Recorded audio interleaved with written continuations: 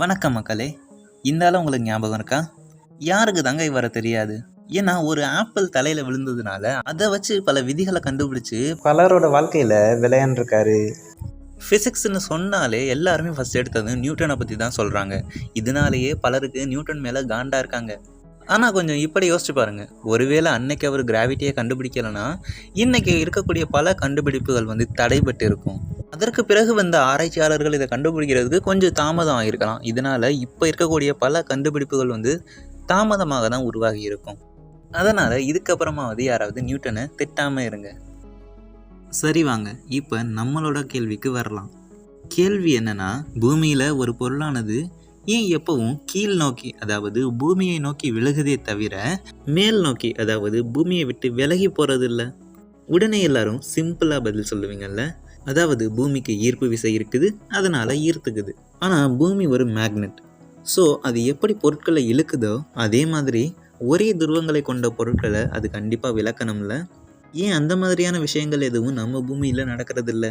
பொதுவாக நாம் யூஸ் பண்ணுற காந்தம் பார்த்திங்கன்னா வேறு வேறு துருவங்கள் கொண்ட பக்கங்கள் சேரும், அதே நேரத்தில் ஒரே துருவங்கள் கொண்ட பக்கங்கள் சேராது. அதே நம்ம பூமியை வச்சு பார்க்கும்போது அந்த மாதிரியான எந்த விஷயத்தையும் நம்ம பார்க்க முடியலை. பூமியை விட்டு எந்த ஒரு பொருளும் விலக்கப்படலை. அதற்கு காரணம் என்ன? இந்த கேள்விக்கு பதிலை கண்டுபிடிக்கிறதுக்கு நாம் கொஞ்சம் பூமியை விட்டு வெளியில் போகலாம்.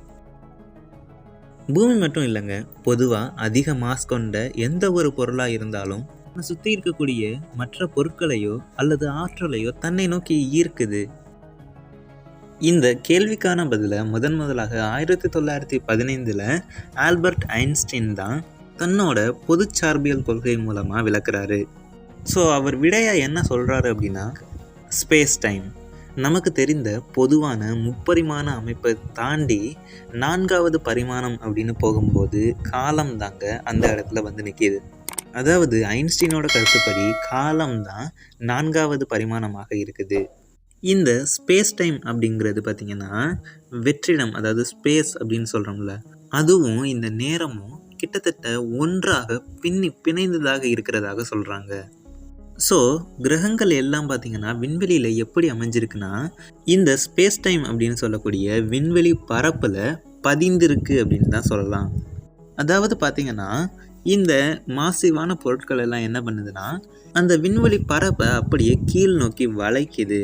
ஆனால் இதில் நீங்கள் ஒரு விஷயத்தை புரிஞ்சுக்கணும், இந்த பொருட்கள் எல்லாம் அந்த பரப்பை வளைக்குதே தவிர மேல் நோக்கிய மாதிரி, அதாவது முகடுகளை ஏற்படுத்துறது இல்லை, பள்ளங்களை தான் ஏற்படுத்துது. ஸோ இந்த இடத்துல கிராவிட்டியானது விண்வெளியோட நேரத்தை, அதாவது பொதுவான நேரத்தையே வளைக்குது அப்படின்னு சொல்லலாம். இதன் மூலமாக என்ன விதமான நேர விரிவாக்கம், அதாவது டைம் டிலேஷன் நடக்குது, கிராவிட்டிக்கும் டைமுக்கும் என்ன தொடர்பு இருக்குது அப்படிங்கிறத பற்றி நம்ம தெளிவான ஒரு வீடியோவில் போட்டிருக்கோம். ஸோ அந்த வீடியோவை பார்க்காதவங்க டிஸ்கிரிப்ஷனில் லிங்க் இருக்குது, போய் பாருங்கள்.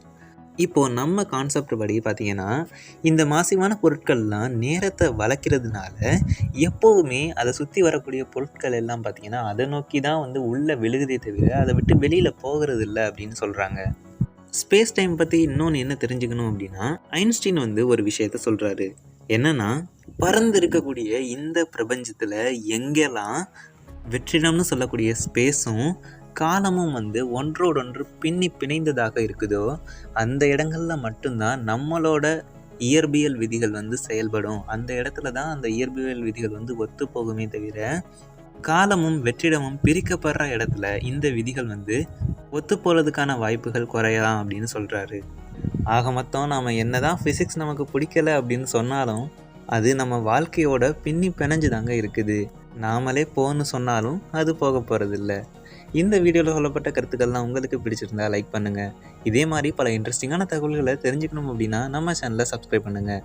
இதே மாதிரி இன்னொரு இன்ட்ரெஸ்டிங்கான வீடியோவிலேருந்து சந்திக்கும் வரை விடைபெறுவது நான் தான் உங்கள் MS. டாடா.